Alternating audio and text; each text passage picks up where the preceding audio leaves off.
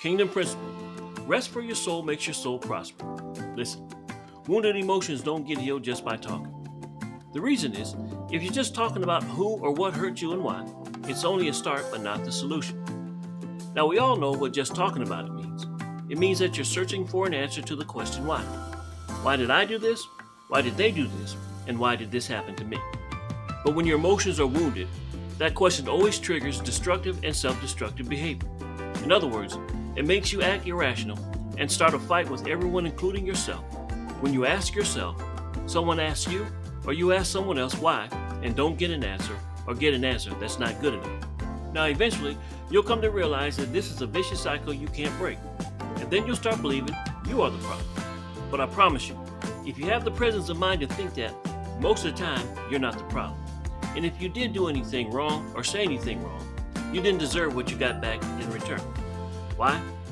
Because unfortunately, there are people in this world and in our lives who say and do things that are evil, and there's no justification for what they did or why they did it. But because of that, many people go throughout their lives carrying a heavy burden of anxiety and depression because their emotions have been wounded by the trauma, drama, and shame that was caused by evil people both in the world and in their lives.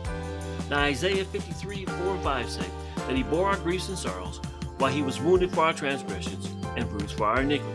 That means that Jesus suffered a mental beating at the same time he took the physical one, both before and while he hung on the cross. That's why he was sweating blood when he was praying for us in the Garden of Gethsemane, and while on the cross, he cried out for his Father. So on that day, not just the sins of the world, but also the burden from the emotional wounds he suffered while bearing the sins of the world was nailed to the cross at the same time.